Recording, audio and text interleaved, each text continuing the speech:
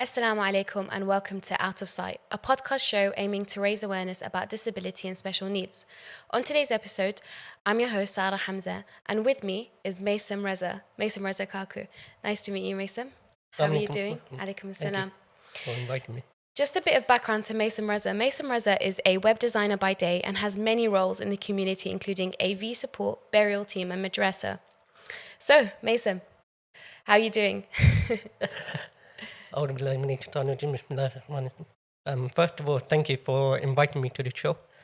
Um, I'm profoundly deaf. By definition, if you want a medical definition, I'm not the right person to ask. The bottom line is I cannot hear at all without my hearing aid. So if I take out my hearing aid, I won't be able to hear at all, which is handy if I want a good night's sleep, because then I can just go to sleep without hearing a thing. Yeah. But having said that, it has presented some difficulties and obstacles and so on throughout life, but nothing that I personally found very difficult. The biggest thing I would say is just living life as it is. So, yeah. I'm not sure what else to say from here. Nice, yeah. So, why don't you tell us a little bit more about your deafness and what it means for you on your kind of your day to day? Okay. So, with my deafness, what it means is I won't be able to hear at all. With the hearing, I would be able to hear, but even then, that only gives me about 90% of the hearing. So I rely on a few different things. So first of all, I rely on the sound that my hearing aid pick up and transmit to the brain. Mm-hmm. And the second thing I rely on is the lip reading as well. And then the body language, facial expressions and all of that. So I rely on all of that, and I take all of those input and I put it all together to make it into one complete picture to work out what you're saying and all of that. So it's the combination of things that I've worked out to be the best method for me for communicating. And that's just how I've lived life, being deaf as well. Yeah. So you communicate verbally. You communicate through BSL, Yeah. right? You do a lot of like interpretation when it comes to like non-verbal communication cues, like you just mentioned, lip reading, facial expressions. How did you learn BSL to begin with? Because that is, why don't you tell our viewers and our listeners what is BSL to begin with? So BSL is British Sign Language, which is a nationally recognized language here in the UK. And it's essentially a form of language where you communicate with your hand. Mm-hmm. But there are many different levels to it. So you talk, so generally you talk with your hand, but what a lot of people don't realize is that you not only your hand, but you use your face, you use your body, you use your facial expressions, and all of those things come together to make a bigger picture. So that's just an example. And I learned it from basically when I was born, because my whole family are profoundly deaf as well. So I have my mother, my father, and my younger brother were all deaf as well as me. And it definitely come from a variety of things. For some people, being deaf is due to medication or a situational thing. So, for example, they were in a concert or in an area where it was too loud and they lost their hearing. Yeah. And then for some people, like me, it was a genetic thing. So in my family, deafness is purely genetic, and that's how I became deaf as well. So I was deaf from birth as well. And you went through school and high school and university, mashallah, and even through your work now with your deafness. Why don't you tell us a little bit about that as well? So in primary school, I went to a mainstream primary school. In high school, I went to a mainstream high school. And in university, I went to a mainstream university as well. So my parents had the foresight to think, okay, I don't want to send my child to a special needs school. So they sent me to a mainstream school. Now, luckily, with the mainstream school, I got the support that I needed from the government, from the council, and from the school itself. So I was able to continue my education at the right pace as all the other children in the class.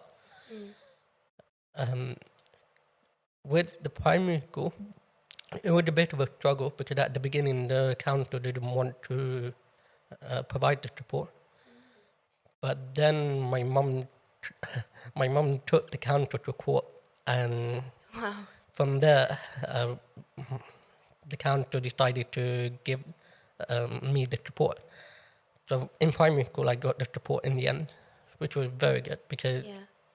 as everyone knows, the younger years of childhood is basically when you build all the foundation for the rest of your life.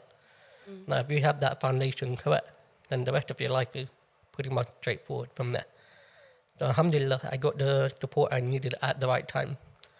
And due to reaching out to the right people at the right time, like the council, the school, and all of them, useful to me, because then I can understand deaf people and I can understand hearing people as well.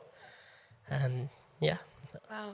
First and foremost, shout out to your mum for taking the council to court. Honestly, there's a big, I think there's a big lack of advocacy sometimes in our communities when it comes to to children with disabilities or special needs. So it's unfortunate that the system doesn't help when the system is designed to help.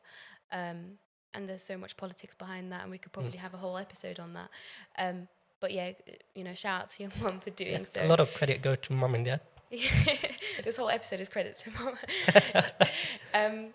But so you gave us a bit of a perspective that you know you have insight into the communication world of like a very typical individual and the communication aspect of someone who is profoundly deaf using BSL or other kind of means. Can you tell us like the pros and cons of both, if you have a perspective on that? Okay. I think the best way to explain it is by using an anecdote. So, there was a researcher who actually looked into the specifics of pros and cons of communicating in the deaf world. And this German researcher found that when he was doing an experiment with two groups, one group being a hearing group and one group being a deaf group, he gave them a comic strip that's been cut up and made shuffled around so they're not in the right order. And he gave it to the hearing group and he gave it to the deaf group. And he told them, okay, you have a comic strip that's out of order. What you need to do is to work out what order the comic strip goes in. Faster time win. Yeah. So then what happened was that the hearing group, they all started talking over each other and they all started saying, okay, what do you have? What do I have? What do you have? And they started debating and all of that. In the meantime, the deaf group, they spent the first minute just studying their picture. Yeah. And just looking at what they have. And then one person spoke. And what I found personally in the deaf community is that when one person speaking, you don't talk over them. So it's a very unidirectional form of communication. So when one person talks, you don't talk. Because everyone is focused on that one person. Everyone's looking at one person signing or lip reading that one person. So if you go back to that two-group scenario, the deaf group, because one person spoke, that one person said, okay, I have an image of so-and-so, and I'm going to pass it on to the next person. The next person then spoke, and slowly, the deaf group was able to build a full picture. And in the meantime, the hearing group were still trying to work out what picture they had. Yeah. So in the end, this German researcher, I forgot his name, but he found out that the deaf group was able to complete the comic strip in something like 3 or 4 minutes, whereas it took the hearing group about 10 minutes. Oh, wow. So I find communication in the deaf community a lot more direct and a lot more quicker. So especially when you're not just relying on word, but you have your facial expression, you have your body language, you have your hand. You can build a much more complete picture much more quicker. So it's much more easier to convey information then. Yeah. I think that's like, that's something that I've never heard before. It's not something that I've really thought of, to think it's more efficient for you, or for what research is essentially showing, that it's more efficient to communication between the deaf group than the hearing group. Because in my head, I don't know why, maybe this is just ignorance from my end, but in my head I was like, oh, maybe there's a limit because of vocabulary, or, you know, what is the kind of the limit in the BSL, in like British Sign Language? Is there a limit on vocabulary? Is there a limit on explanations and such?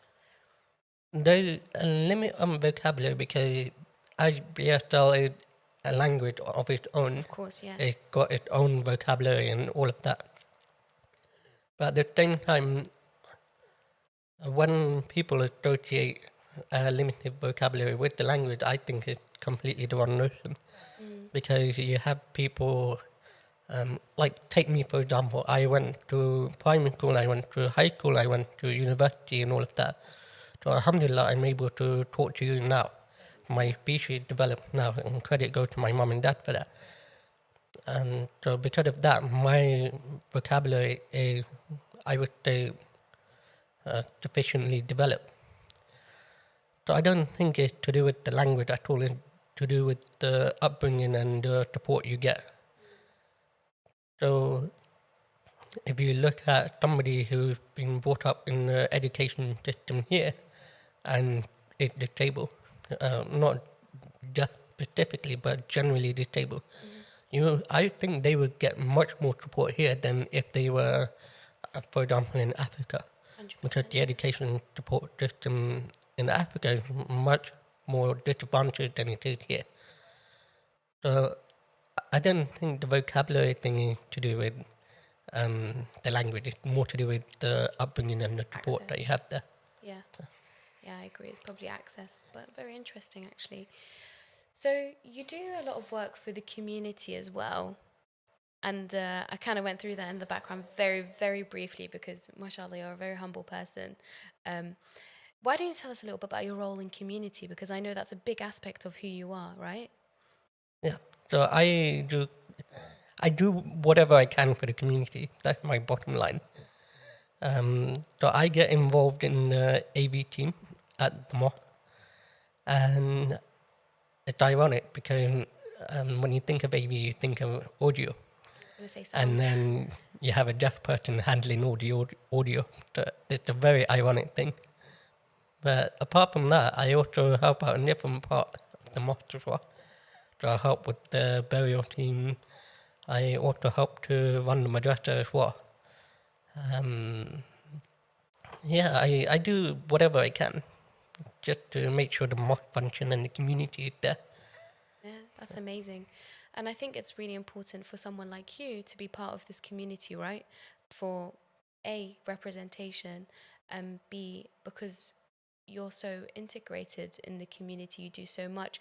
I think we were speaking about this earlier. We spoke about the Stanmore community or the Khoja community that you're part of. They do a lot more than, like, for example, the Iraqi or the Persian communities when it comes to, for example, the deaf community, because you have BSL interpretation much more regularly, if not readily available, right? Or am I mistaken? BSL interpretation? It is available. So we do it for majority at the Majalis, moment, yeah. How did that come about, actually? Why don't you tell us a little bit?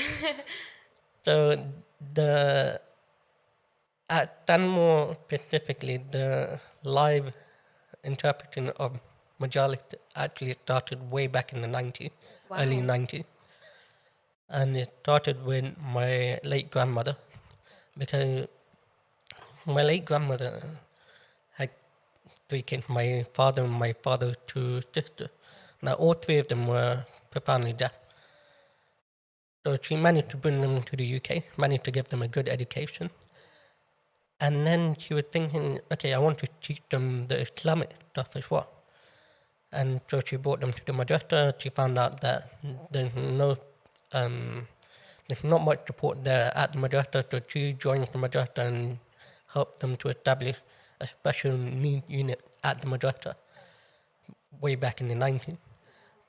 So from there, they had a class specifically for deaf people in the madrasa. And then the next thing was my dad having a dream one night. He had a dream, and the dream was that he was listening to a lecture and he would understand in the lecture. Now, at that time, he couldn't understand the lecture because the lecture was all in Urdu or Gujarati or whatever language it was. So when my dad woke up, he told my grandmother. My grandmother decided to use that as an initiative to start signing the lecture. So since then, majority of the lectures have been signed, Wow. and we've grown from there. So it's only very recently that we managed to put it on the screen. So if you look at some of the lectures that have been streamed or that have been broadcast in the last couple of years, you'll see an interpreter on the screen. Yeah. And alhamdulillah, it's not just something that Stanmore is doing now, it's something that other centres around the world have picked up on as well. So, for example, if you look at, I think it was Vancouver mosque as well, they started doing that as well, and Toronto as well. And then slowly, we're finding more and more people coming up and saying, you know what, I've got a deaf person in my community as well. How can we help? So I think it's a really good thing. Yeah, definitely. Yeah. Yeah, definitely. I think it's I think it's an amazing thing. And I remember recently I went to the Muslim convention, you know, the one in Birmingham. Yeah, it was in Birmingham. And they had a BSL interpreter, and I thought, wow, like, we can do this. Like, there is this whole idea of inclusivity. It's no longer an idea, it's something we're able to put into practice, inshallah. And it's people like your late grandmother, mashallah, Allah yarhamha, but mashallah, so inspiring that because of your dad's dream, she thought, no, you know, everyone has a right to understand the lectures with the majalis of Abu Abdullah, you know. Why are we limited just because Exactly. you're, you know, deaf, which is something given from God? So, you know, mashallah, people like your grandmother are super, super inspiring, and we need more like her in our communities today, that inshallah they can be kind of the change that the scene needs at the moment. Definitely. So, from your experience, what does, you know, the community need in terms of increasing accessibility and inclusion further? So from my experience, the best thing they can do is to get more people involved. And specifically for the deaf community, to get more people involved in learning sign language. That would be the best thing. And then once people learn sign language, it breaks down that barrier of, okay, I meet a deaf person, I don't know how to talk to them, therefore I'm not going to talk to them. I'm just going to stand back from them. Yeah. And it breaks down that stereotype that deaf people are dumb, which is not the stereotype that we want at all. But unfortunately, it's a stigma that everyone in the deaf community has for years. So the best way to break that stigma is to just get people comfortable with talking to deaf people. And there you'll find out that they're not that much different from you. It's just that you just have to talk to them a little bit differently. Apart from that, the normal people, they like to play football, they like to play with Lego, they like Yeah. to put makeup on, they like to do whatever you like to do. It's just a little bit different. That's it. So I think for the community in general, I would say just be the first one to put out your hand. Because if you don't put your hand out first, then those people who have been isolated because no one had ever approached them will never know that there's supportive people out there who's willing to talk to them.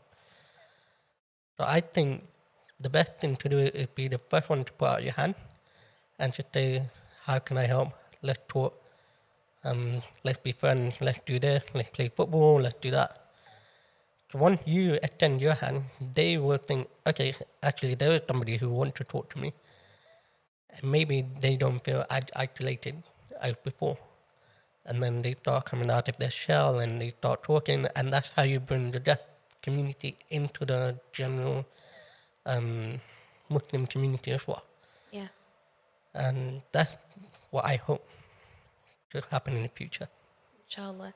I think it's so important. Just the idea that, the deaf community or individuals from the deaf community need to integrate with the Muslim community or the rest of, what we say, the hearing community is something that, to me, is like, it shouldn't, to begin with, they shouldn't be separate. Like, we should all be one anyways.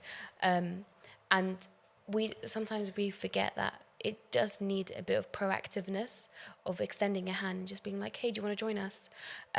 But like you said, a lot of people are scared to even take that first move because they feel a bit awkward, or they feel like, how can I speak to this person? Or what do I say? Or will they hear me? Will they not hear me? Will they understand me? Will they not understand me?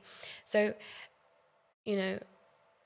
from what you're speaking today, you say just go for it, just talk to them, try and speak to them. Majority will be able to lip read that, isn't it? Yeah, definitely. And then at the end of the day, I'd rather people feel stupid or silly for 5 minutes, but in the end, manage to talk to them, even if it's just to say, tell them, how are you? Rather than go their whole life just regretting not being able to make that first step. Because once you talk to them, you know that you managed to do something. And then, okay, maybe today you just say salam. Tomorrow they'll recognize you as the person you said salam to them, and then they'll start talking to you. And then you start talking, and it just build up from there. So I think being awkward and that feeling of, oh, how do I feel, how do I do this? I think the main thing is you just go and talk to them, just be like, okay, what do you like to do? And just see where we go from there. Yeah. That's it. You mentioned something just a bit earlier than that point about you think there should be a move towards people or from the hearing community to learn a little bit of BSL. Yeah. Definitely. Why do you think that? Why, like, how practical is that? So I think it's extremely practical. Yeah. Because there has been studies that show that, especially if you work in a field where you do a lot of public speaking or a lot of sales or so on, a lot of the time where you do you rely on a lot of body language and so on.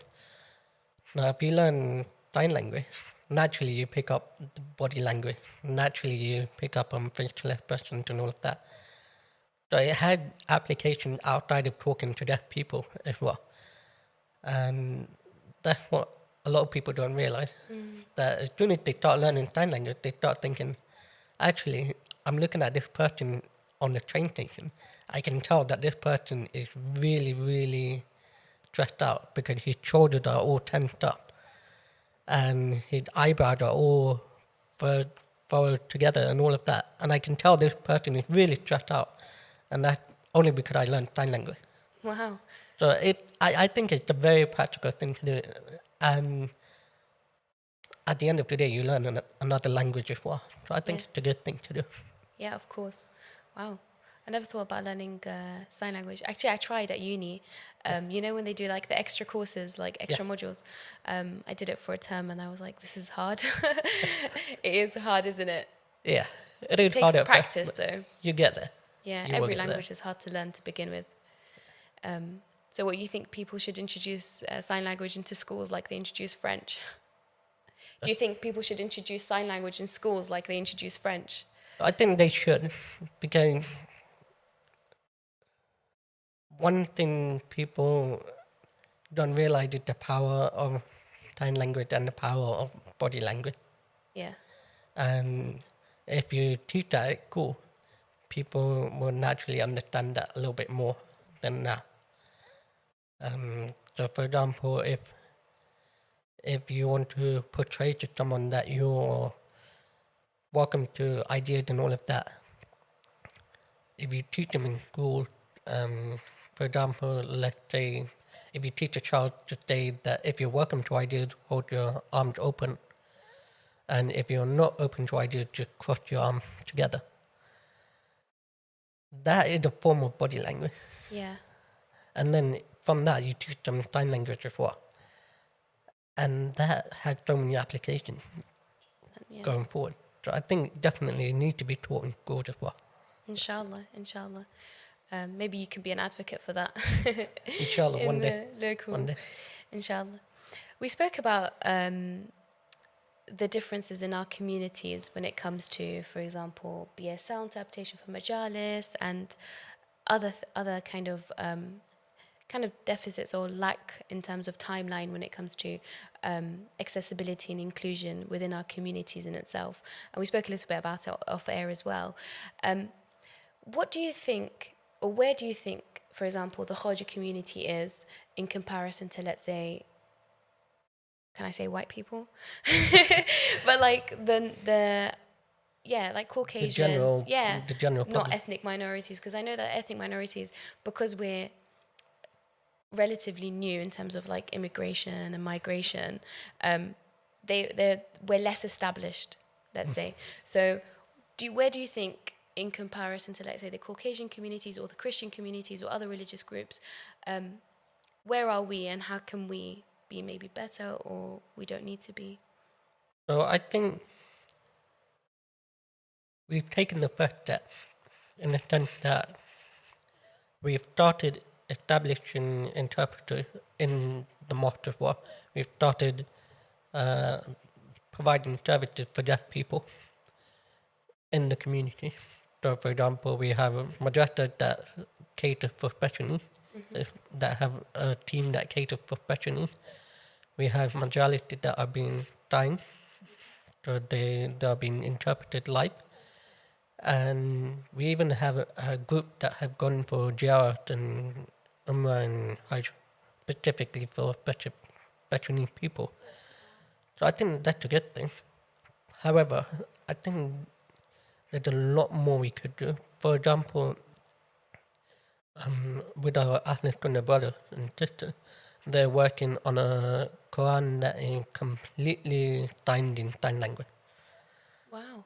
So then the deaf brothers and sisters can understand the Quran as well. So that's one idea. The other thing is, currently me and a group of us are working on creating a form of sign language called British Chia Sign Language, which is mainly because when you have BSL and a lecture being signed in BSL, for most of the word that the lecturer is saying, the word is there in the BSL vocabulary, in the BSL dictionary. But then when the Sheikh goes and said, in Karbala, Imam Hussein did that, there's no specific sign for Karbala or Imam Hussein. So that's the gap that we've identified in the BSL vocabulary. So that's why a group of us are working on developing a whole new sub-language or sub-vocabulary list. Wow. A whole new sign. So for example, if you were to sign Karbala, you would do the letter K, and then you would do the and this will be the time for Kabbalah. Wow. And it had some meanings as well. But hopefully that's something that's in development at the moment. But looking at the general public, it reminds me of an example when we had a Jehovah's Witness knocking at our door. Yeah. So naturally, like anyone else, we said we're not interested. Yeah. And the guy was just saying, yeah, just watch this video and you'll be interested. So I said, we can't. We're all profoundly deaf. Mm-hmm. So we're not interested anyway. So the guy was like, okay, fine. Don't worry. He went. The next day, the same guy came back and he said, don't worry, here's the signed version of the video. Wow, dedication. And we were like, okay, but we're not interested, but kudos to you. Yeah. So the fact that they're actually thinking of active or proactive tabligh as well, I think that's somewhere we can develop as well. 100%. So there's a lot that can be done. And there are people around the world who can make it happen. But as it is right now, you just need more people to actually start thinking, okay, where is the gap? And how can we help these people? Because at the end of the day, our Islamic duty is to promote one ummah, right?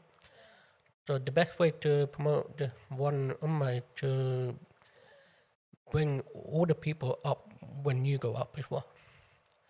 So, Now, how do you do that? By you talking to them, building a relationship with them, and you actually saying, okay, if I'm developing myself, how do I bring them up? How do I develop them as well? And just go from there. yeah. You've touched on quite interesting points. Firstly, I think the British Shiite language thing is a very interesting thing. I never thought about it. I thought, because I'm always like, oh yeah, be a sound interpreter, that's so cool. But to think, yeah, how would they sign like Karbala, Imam Hussein, Sayyidah Zainab, like a lot of these things, or even like Noha, like Latom and stuff like that, you can't really sign. Exactly. It's really difficult to sign, but it doesn't mean that we shouldn't try. Or like what you're doing now is you're filling in the gap, because that's the gap identified. Yeah. Yeah. So that's quite cool. And inshallah, that can benefit a lot more, like your community and a lot of the other communities as well, because Imam Hussein is universal, right? So inshallah, and the Quran, I never thought about the Quran actually. That was quite an interesting point you raised. Yeah, there's a lot of things that can be done. Like you mentioned, you never actually thought about it. Yeah. And that's the kind of point that I'm trying to make. You only think about these things once you actually meet or you interact with different kind of people. So credit to you for actually reaching out to all those different kind of people and actually learning. And that's why we need more people to do what you're doing. Yeah. We need more people to actually just go out and just meet other people, not with the intention of, okay, I need to be proactive or anything, but just generally just being like, okay, let's meet as many different people as I can meet and see where I go from there and see what comes up. Yeah. And then from there, you just build up on it.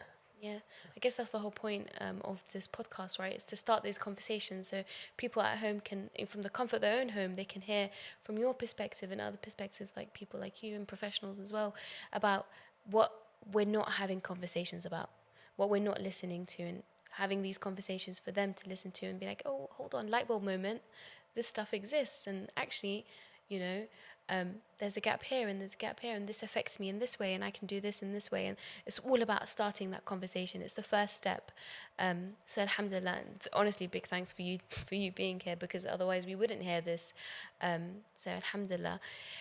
So you work in the management team of a madrasa. Yeah. That puts you in a very unique position, because on this show I keep saying, oh, we need more people from management teams to have representation and like listen to people with special needs or disabilities, and then take on their pointers into the whole structure or the institution. As being on the management team, Have you made or have you introduced any changes to the school, or do you think there should be any changes to the school? Not necessarily for the deaf community per se, because I know you guys said you have deaf Yeah. classes and such, but for other special needs and disabilities. So generally, I think the best way forward is to have a plan ready. Because speaking from experience, I've had parents come up to me and say, I want to join your madrasa, but my children have special needs. Now, I don't turn people away from madrasa because I believe that madrasa is as important as school, a normal school, the mainstream school. And I believe that Islamic education is just as important. So I don't turn anyone away. But then you start thinking, okay, how do I accommodate that? So the best way forward is to always have a plan ready. So you sit down to the parents and talk to them about what they need and how we can accommodate them.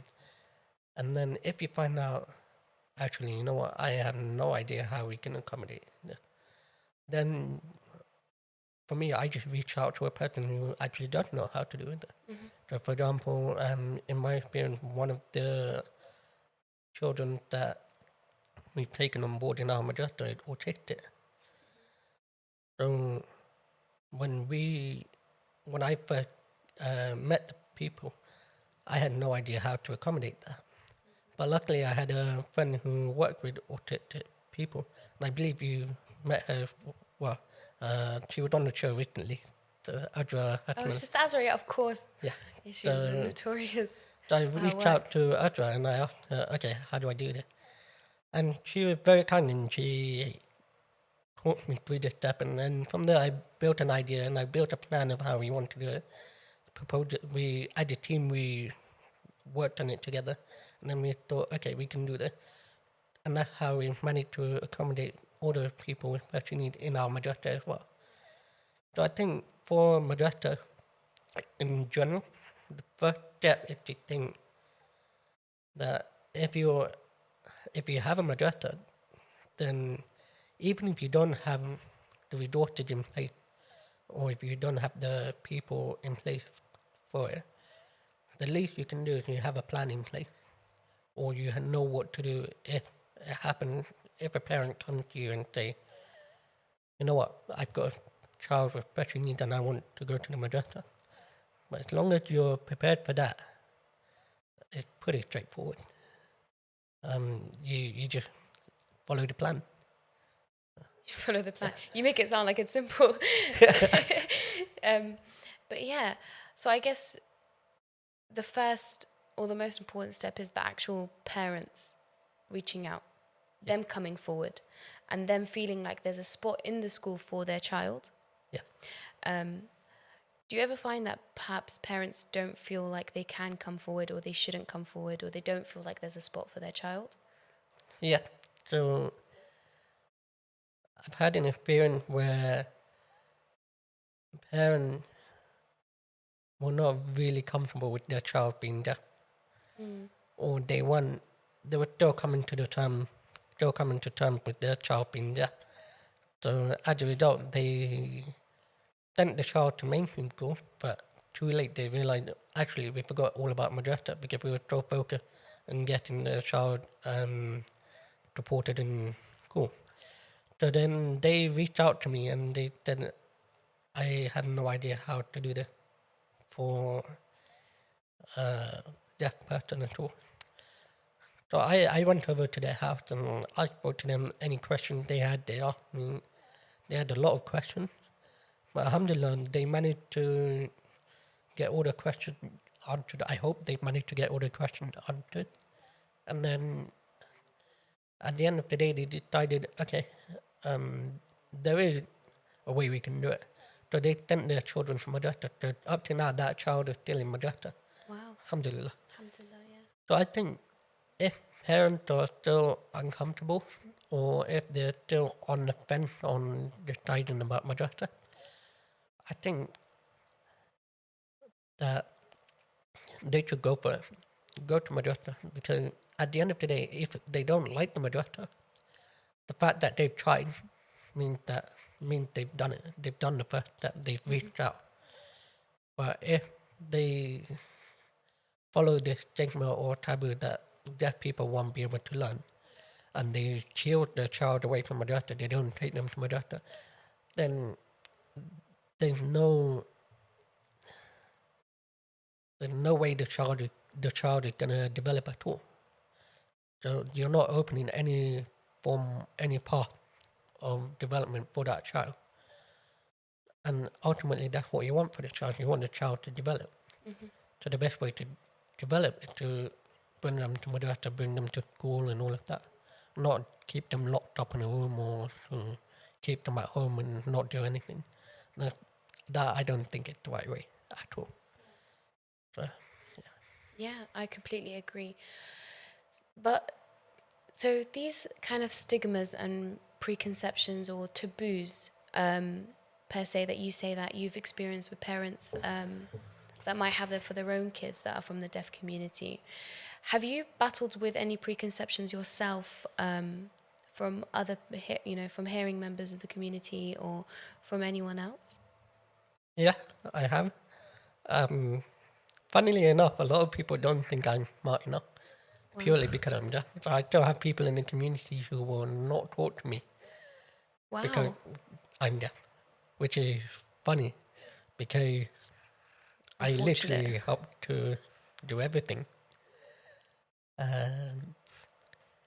So there is a big stigma or a big taboo in the community, definitely. But I found that more with the older generation.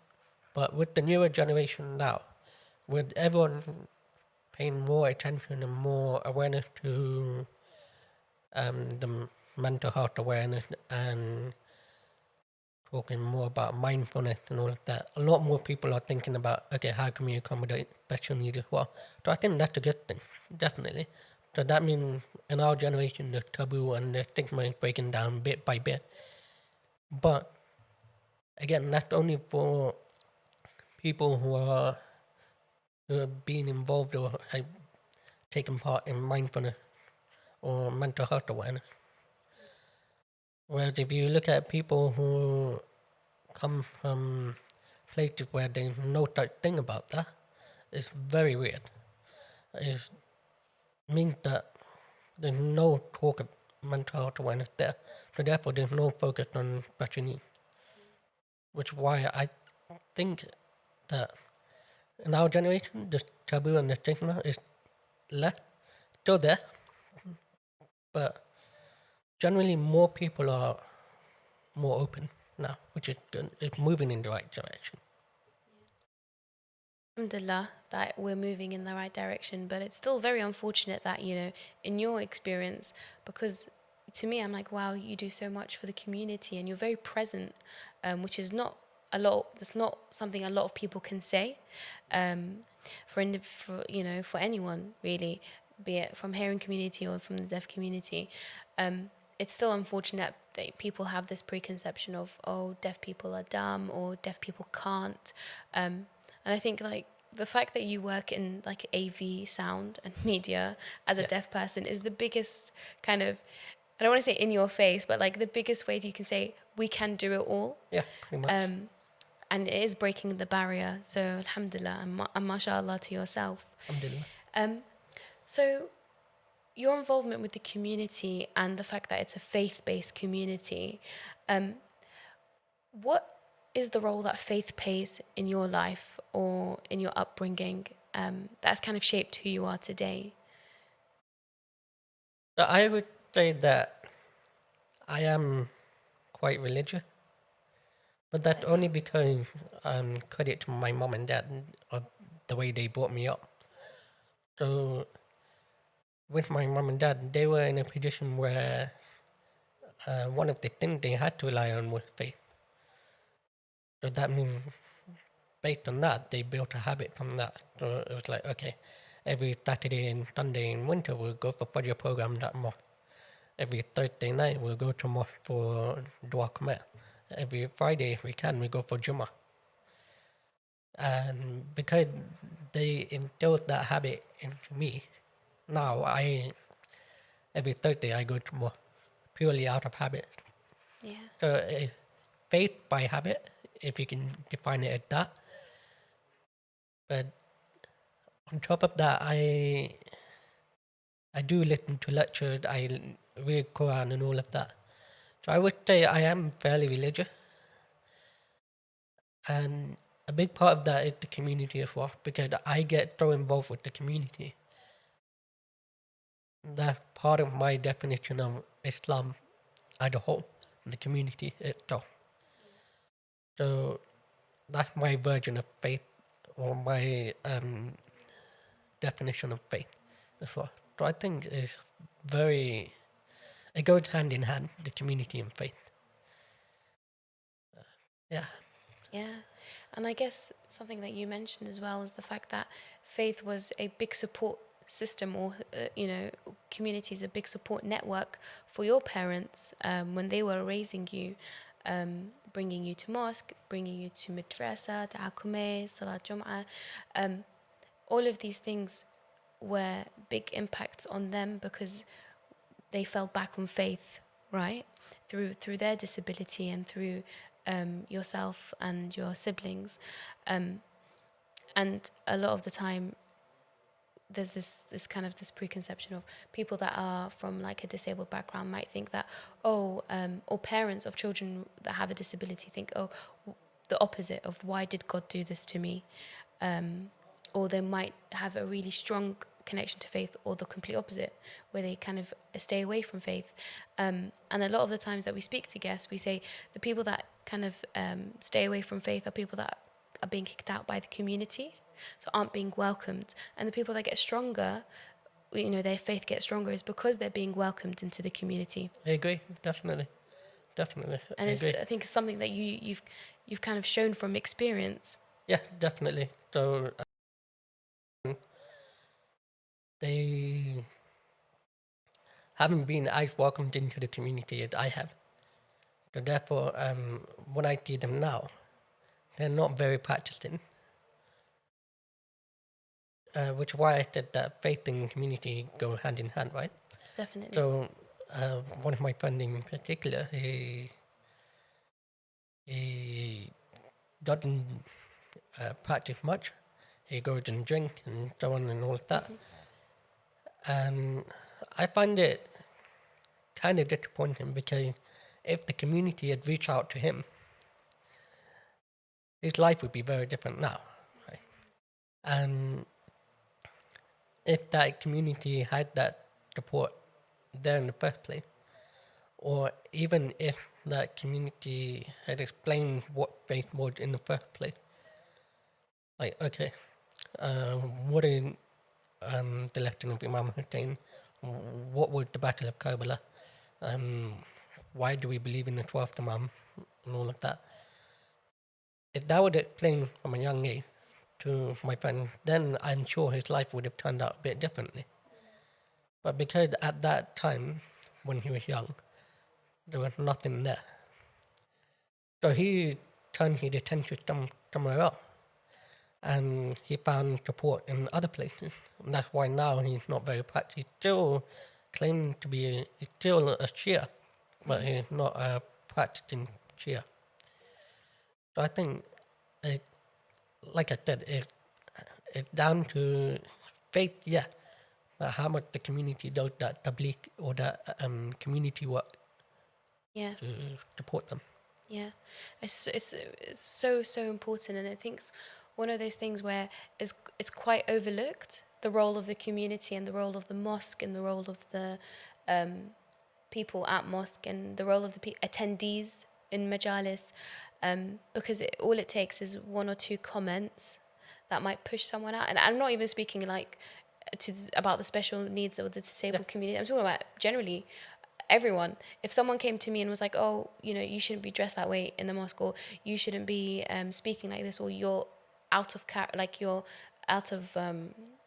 character, I guess it's not the right wording, but you know where I'm going with this, right? Yeah. I would feel like, I don't belong to this community anymore. I can't go back. Yeah.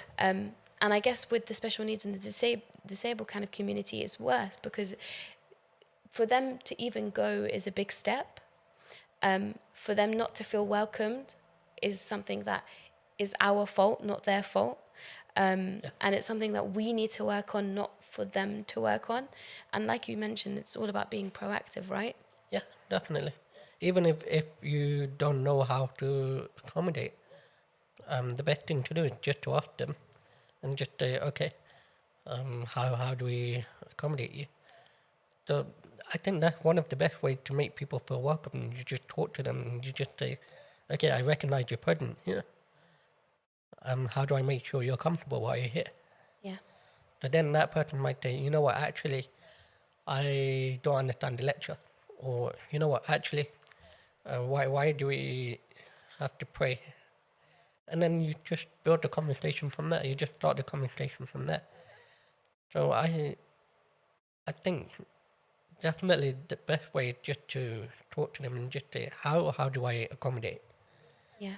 And then that way you start identifying all the gaps and how you can help them. Yeah, inshallah. And inshallah, it's starting conversations like this.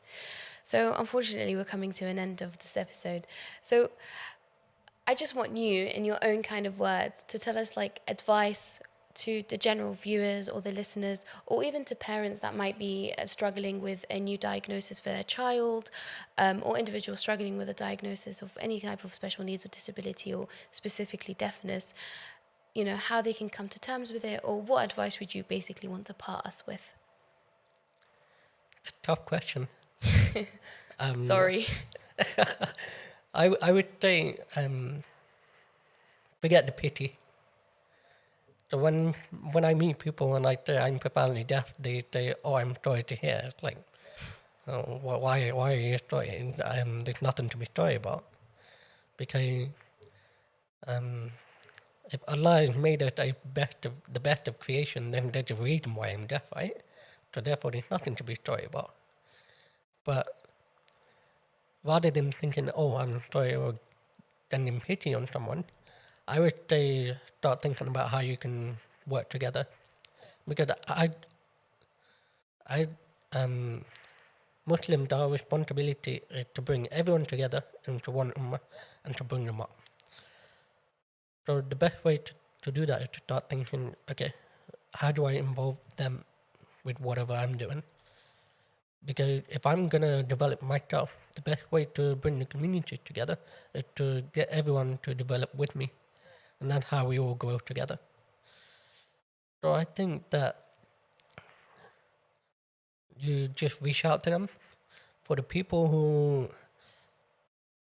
have just come to terms that they have someone deaf, it's not the end of the world at all. There's plenty of solutions out there, there's plenty of support out there, and there's no reason that someone who is deaf or someone who has special needs cannot live a normal life at all, or a general life at all. It just means that they're just going to do things a little differently. That's all it means. So, yeah, it's nothing to worry about. It just means that Allah has set a different plan for you. That's it. Definitely. Honestly, that's an amazing kind of ending to the show. And I think there's so much to learn from just listening to people and from listening to individuals like yourself, and trying to understand what we can do, what you can do, what we can all do together, in trying to support one another to bring each other up, right? And like you mentioned, that's the beauty of Islam. We are one ummah for a reason. Yeah. There's a reason why we go majalis and mosque. Why is mosque such an integral part of our deen? It's because the whole idea of collectiveness is so integral in our faith, which is quite overlooked sometimes. And then all the idea of collectiveness doesn't include certain individuals, which is so wrong. And I love the way you put it, where Allah doesn't create anything less than perfect. You know, if we're all creations from God, that means we're all good creations. And understanding the value associated to what does a creation of God actually mean. So I think that's a very, very important point. And like, it's very interesting how people say, I'm sorry to hear that about when you say, oh, I'm deaf, because I don't know what condolences they're paying. Yeah, it is a funny situation to be in because on one hand you feel like you want to feel pity for them, but on the other hand, nobody want pity. Yeah, So it's a funny situation, but definitely something that just comes about with changing your mindset. yeah. Changing it from pity to maybe interest, to Yeah, be like, oh, you're deaf. How does that work? Or like, yeah, what do you do? How do you definitely. do it? Because I think when you ask, how do you do it? The person's like, oh, let me explain it to you. And then you're like, wow, all of these Yeah, things. definitely. But yeah, so inshallah khair, and inshallah the viewers and the listeners have been able to benefit from this episode. And I personally think it's been quite interesting. So thank you very much. Thank And you for having me. yeah, no, honestly, I think it's been great. So thank you very much to the listeners and the viewers for listening to this episode. Inshallah, we'll be back next week with another guest on the Out of Sight podcast. Inshallah, we'll see you then. Ma salama.